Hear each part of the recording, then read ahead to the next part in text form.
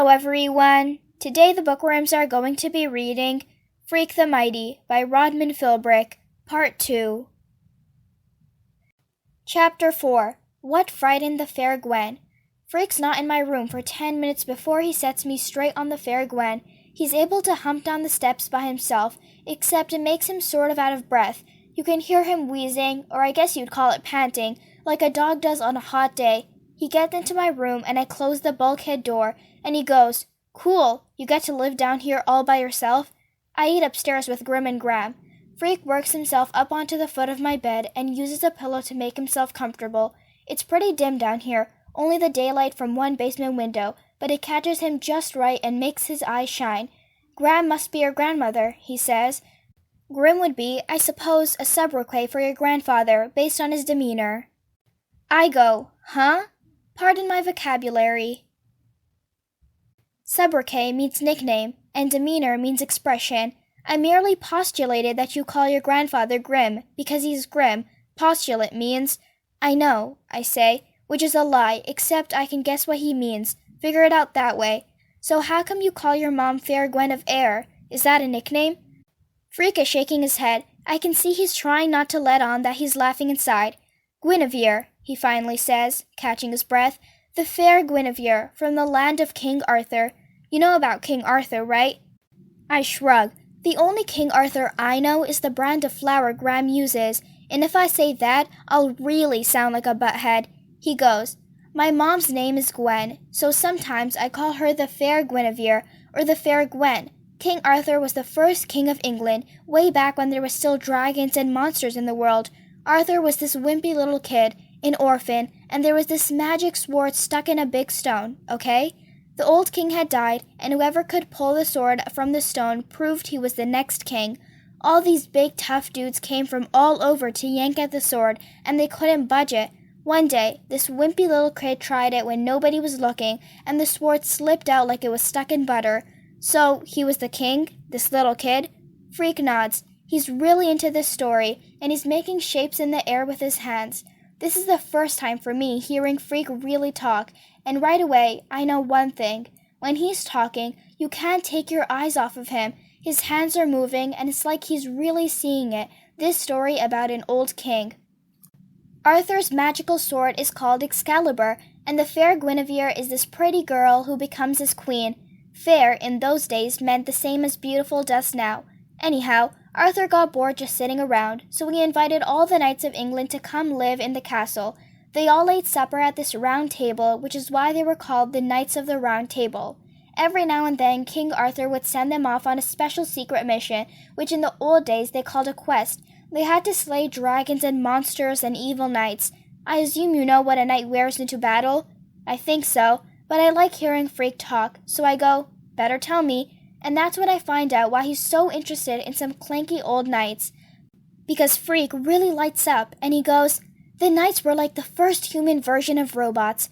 They wore this metal armor to protect them and make them invincible. When I get my stuff unpacked, I'll show you the pictures. It's pretty amazing, really, that hundreds of years before they had computers, they were already attempting to exceed the design limitations of the human body."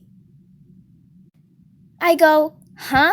And Freak sort of chuckles to himself like he expected me to go, "Huh?" And he says, "The design limitations of the human body.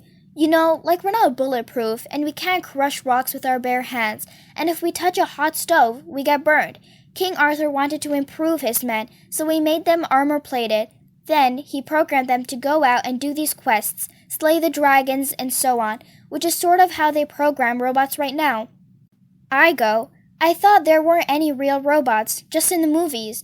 Boy, does that make his eyes blaze. Like, whoa, talk about laser beams. He's like fuming, so upset he can hardly talk. Finally, he gets control of himself and he goes, "I suppose I must make allowances for your ignorance. On the subject of robots, you are clearly misinformed. Robots are not just in the movies. Robotics, the science of designing and building functional robots, is a huge industry. There are thousands of robots units presently in use, millions of them.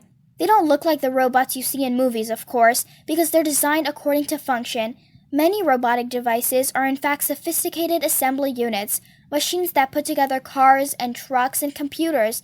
For instance, the space shuttle has a robot arm. Right, I say. I saw that on TV. Freak sighs and rolls his eyes. Ah, yes, he says. Television, the opiate of the massives. For about the 11th time I go, huh? Opiate? A drug? He says. Massive, that means large and heavy. Thus, television is the drug of fatheads, opiate of the massives. You don't have TV? Of course I have a television, he says. How else could I watch Star Trek? Matter of fact, I watch tons of Tube, but I also read tons of books so I can figure out what's true and what's fake, which isn't always easy. Books are like truth serum. If you don't read, you can't figure out what's real. This time, I don't say, huh, because then I might have to explain how I'm an LD, and reading books is the last thing I want to do, right after trimming my toenails with a lawnmower, gargling nails, and eating worms for breakfast. Of course, Freak has probably already guessed I'm a learning disabled, because he'd had a look around my room, and it isn't exactly the public library. I'll lend you some of my books, he says. Cool, I say, like it's just what I've been waiting for, another chance to prove I'm a butthead. Then we both hear it at the same time, this voice calling his name and sounding real worried. The Fair Gwen, he says. I gotta beam out of here. I go up and open the bulkhead door. And his mother is in the backyard, and she's looking at the little red wagon. She catches sight of me coming up out of the down under, and it's like somebody shot her, like she's scared out of her mind. Kevin, she says, I'm looking for a little boy. Freak is huffing and puffing as he humps himself up the steps, and the Fair Gwen grabs Freak and puts him in the wagon, and I swear, she almost runs home, like if she doesn't get away quick, something really bad is going to happen. Freak is in the wagon, and he's trying to look back at me, trying to shrug his shoulders and let me know that he doesn't understand what got into the Fair Gwen. But I know. It's pretty simple, really. She's scared of me. Chapter 5. Spitting Image. There's a place I go inside my head sometimes. It's cool and dim in there, and you float like a cloud. No, you are a cloud, the kind you see in the sky on a windy day. The way they keep changing shape, except you can't really see it changing. It just sort of happens, and suddenly you realize the cloud that looks like a big hand with fat fingers now looks like a catcher's mitt or a big soft TV set, like that. Anyhow, I went there right after the Fair Gwen ran off with that look on her face, like, what was he doing with my poor little boy, stealing him away in the wagon? What I do is lie on the floor under my bed, where you can just barely see the bed springs and stuff because it's so dark, and before long I'm somewhere else, sort of floating, and it's so cool and empty in there, you don't have to think about anything. You're nothing. You're nobody. Nothing matters. You're not even there. Time out. Except this time, I can't stay as long as I'd like. Because Graham is knocking on the door, going, Maxwell! Max, are you there? Please answer me, dear. It's important. Yeah, right. But I wedge out from under the bed. There's getting to be less and less room under there, and I dust myself off and open the door. There's no lock, but Graham has this thing about waiting until I say come in. She makes a big deal about not intruding. Maxwell, she says, and she takes a little step inside the room, and you can tell she'd rather not be here. She makes this face because the place is dark and messy, and probably it smells like my socks or whatever. Max, dear, I'm sorry to bother you. You know I never come into the basement, but I just got a call from Gwen Avery, and I think it's important. Uh-oh, I'm thinking. Now the Fair Gwen is calling up my Gram, probably to report a great hulking beast that lives in the cellar, and I close up inside, waiting for the worst. She called to say how sorry she was, Gram is saying. Huh? I guess she came to pick her little boy. Is that right? You and Kevin were making friends. Making friends? What a wet idea that is. But Gram gets her feelings hurt pretty easy, so I don't actually say that. What I say is, yeah, I guess so. Gram is uneasy. I can see her eyes flitting nervously around the room, like she's crossing the border into a really foreign country. This is a good-as place as any to mention that even though Gram is my grandmother, she doesn't look like a granny. She looks more like a mother, because she was, as she always says, a mere child myself when my real mother was born. Well, I get the impression poor Gwen wasn't expecting to see you looking so big, and now she thinks she's offended you. Does that make any sense? I guess so. You know her, huh? Oh my, yes, says Gram. Gwen was a good friend of your mother's. They were both pregnant at the same time. Then later on, you and little Kevin went to the same daycare. Did you know that? I give a shrug because I don't really like Graham to know how much I remember about way back then. Graham is saying, she said, she especially wanted me to tell you this, Max. She said she's delighted that you and Kevin are going to be friends. That's the word she used, delighted. And she's inviting you to supper. First thing, without thinking, I say, do I have to? Graham reaches out and she puts her hand on my shoulder, real light and feathery. You can feel how nervous she is just to touch me, and how it makes her uncomfortable to have to look up at me, because, did I mention, I'm a lot bigger than Graham? Bigger than Grim, too. Bigger than most people. It's true. Graham says she feels bad about how she treated you, Maxwell, dear, and she wants to make it up to you. You don't have to go, but it would be the right thing to do. It was no big deal, I say. She just ran away is all. I guess I scared her. It wasn't you, Graham says. No? Then who was it scared her? Now she's got her tongue stuck, and you can see her swallowing in her throat like her mouth is dry.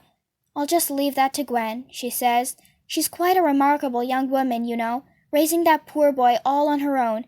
He's not a poor boy, I say. You should hear him talk. I think the rest of him is so small because his brain is so big. Yes, says Graham. Well, well. Graham is always saying that. Well, well, like it means something, which I guess it does to her. Anyhow, I agreed to have supper with Freak and his mom, even though the idea of it makes me feel tensed up, like there is a hand inside my stomach, and the hand is, you know, making a fist. It turns out to be not so bad.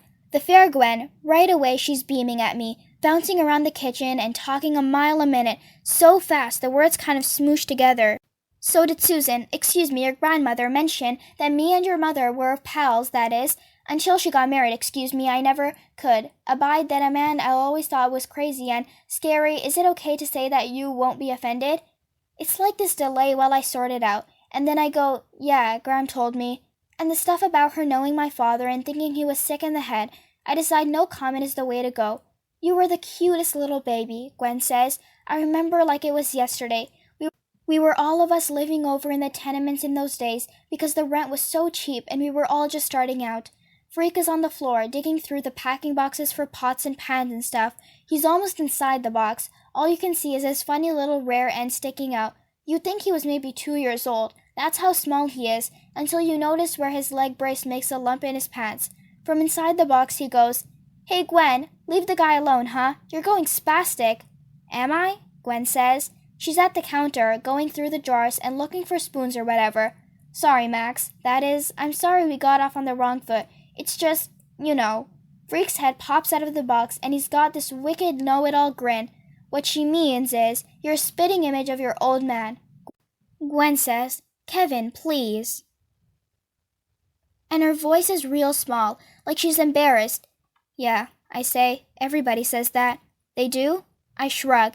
Is it really such a big deal for a boy to look like his father? Which is typical butthead thinking, because of course it's a big deal. If your father happens to be in prison, which everybody in town knows about, it's not like there's any secret about what he did or why he's there, except everybody acts like it should be a secret.